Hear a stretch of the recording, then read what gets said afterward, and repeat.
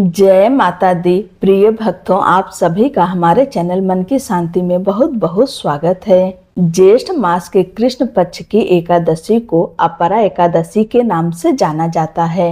अपरा एकादशी का व्रत हिंदू धर्म में अत्यंत महत्वपूर्ण माना जाता है। अपरा शब्द का अर्थ है जिसकी सीमा न हो, अर्थात इस दिन किया गया जप तप व्रत और दान अनंत गुना फल देने वाला होता है। इस बार ज्येष्ठ के माह में 4 एकादशी पड़ेगी, क्योंकि ज्येष्ठ मास में ही पुरुषोत्तम मास लग रहा है। अपरा एकादशी के दिन भगवान विष्णु के त्रिविक्रम स्वरूप यानी वामन अवतार की पूजा करते हैं। इस व्रत को करने से यश, धन, सुख, समृद्धि और मोक्ष की प्राप्ति होती है। जीवन के कष्टों का अंत होता है और पाप से मुक्ति मिलती है। आइए जानते हैं कि ज्येष्ठ मास की पहली एकादशी या अपरा एकादशी तारीख, मुहूर्त और पारण का समय क्या है।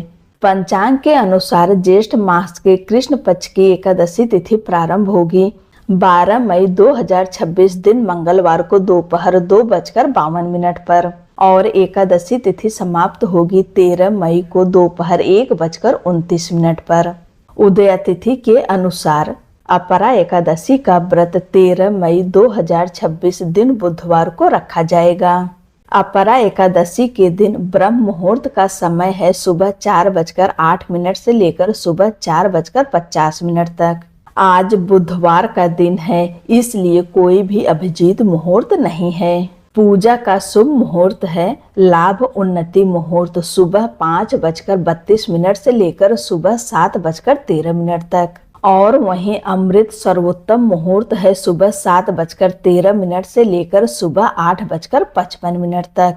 इस मुहूर्त में भगवान विष्णु और उनके वामन अवतार की पूजा कर सकते हैं। इन 2 मुहूर्तों के अलावा शुभ उत्तम मुहूर्त है सुबह 10:36 से लेकर दोपहर 12:18 तक। इस समय भी आप पूजा कर सकते हैं। एकादशी के दिन दान का अत्यधिक महत्व है।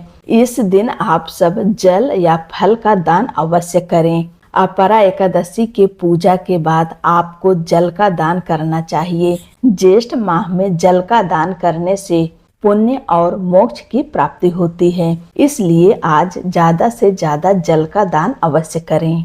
जैसे कि आप सब जानते ही हैं कि एकादशी का नियम 3 दिनों का होता है, दशमी, एकादशी, द्वादशी। दशमी का नियम पालन आप सब 12 मई को करेंगे। इस दिन शुद्ध सात्विक भोजन करना चाहिए। दशमी के दिन लहसुन, प्याज, मांस, मदिरा, मसूर की दाल, बैगन वगैरह ये सब चीजों का सेवन नहीं किया जाता है। और एकादशी के दिन जो लोग एकादशी का व्रत नहीं रखते हैं वे लोग भूल कर भी चावल का सेवन ना करें, यानी चावल का सेवन किसी को भी नहीं करना है। तुलसी पत्र भी आप सब दशमी के दिन ही तोड़ लीजिएगा।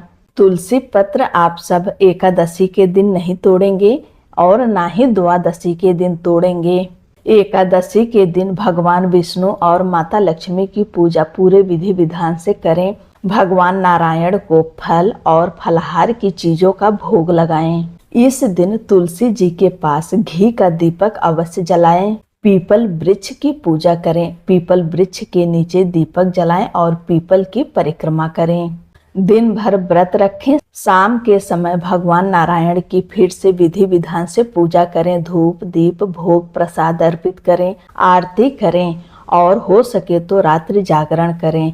ऐसा संभव ना हो तो कम से कम रात 12 बजे तक अवश्य जगें। उसके बाद अगले दिन सुबह जल्दी उठें, स्नान करें, भगवान की पूजा करें, उन्हें भोग प्रसाद अर्पित करें और दान निकाल दें।